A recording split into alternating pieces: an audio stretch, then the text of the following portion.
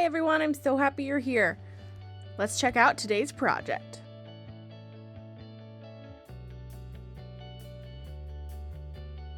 Hi guys, I'm going to show you today how to create a quilt as you go little collage cluster. So I'm just starting out with a scrap piece of, it's actually an old dishcloth, and I'm going to take my piece and put the right side facing down, and I sewed that down, and I am just now finger pressing that flat.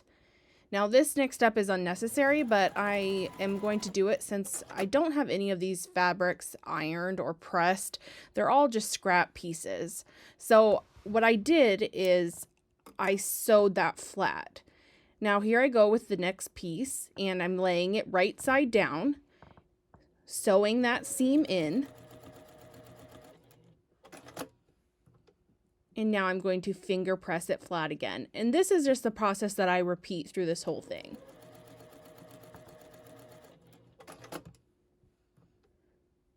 Now, this is not a traditional quilting method, but rather you kind of create the pattern and the quilt as you go along. And I say quilt, but this is just a little piece of quilted collage here.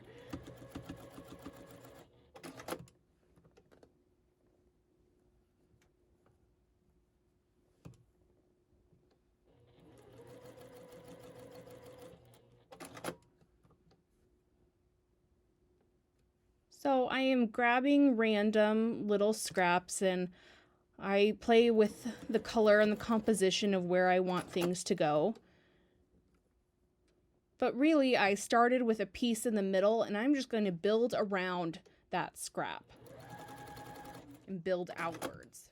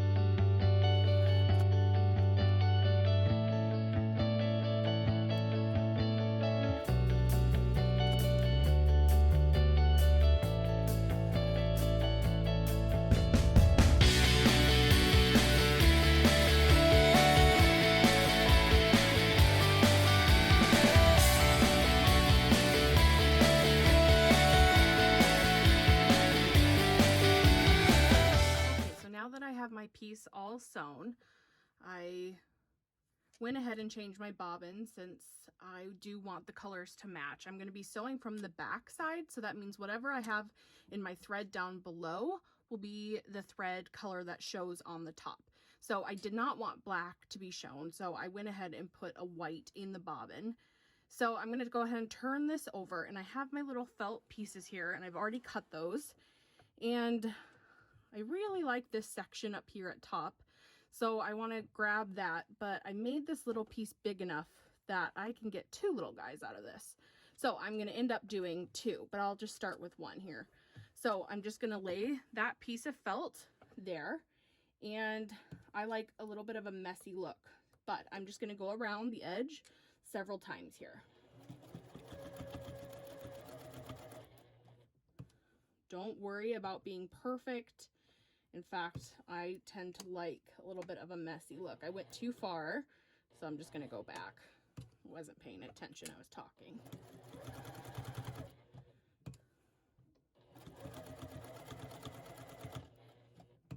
It's okay to go slow. Don't feel like you need to go fast, But also don't be afraid that you're going to break your machine and be too tentative. It's okay. It can handle a lot.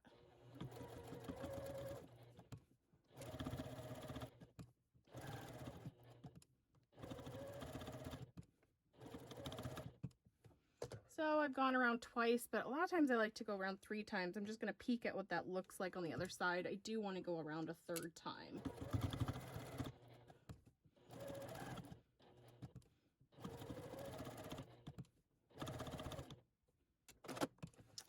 And that's just a personal preference for how many times. You can go around once,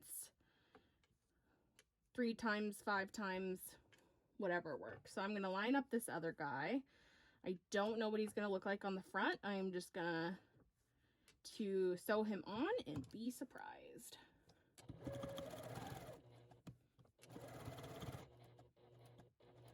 So just at each of the corners, I get to where I want to be on the corner and I just pick up my foot and I do a turn.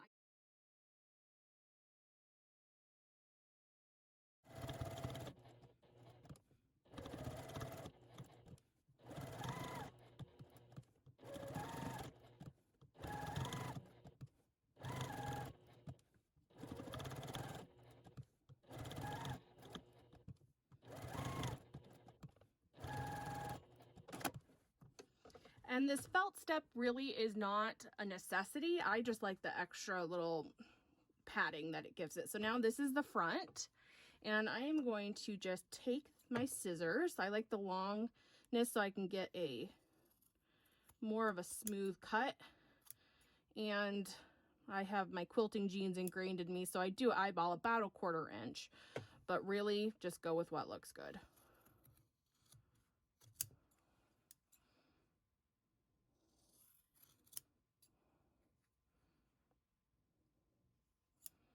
Actually, I kind of like the raw edge on that side, so I'm not going to cut him off. When I sewed around on the back, I did about 1/8 of an inch around the sides, but really just eyeball it. If you're not used to quilting or sewing, just eyeball it. I promise it will turn out fine. So here's this little one. Let's see how the other one turned out. Let's snip him down. I do tend to trim from the front on this just because I like to see how it's going to look.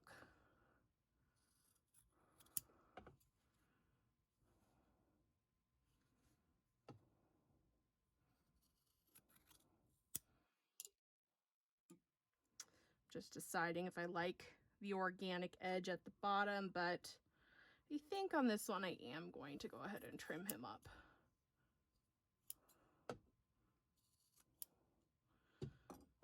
So there we go. We have another little quilted square. Now I could, if I wanted to, I could take this and I could sew and I could stitch in these lines. It would make it more secure, although you don't really need that security. It is not going to fall apart at this point. It would just be for the looks that you want to give it, or maybe you could go in and embellish with some hand stitching. All right, so I did go ahead and decide to add some hand stitching. I used a fun variegated DMC floss, and I used all 6 strands, and it gave it a nice bold look.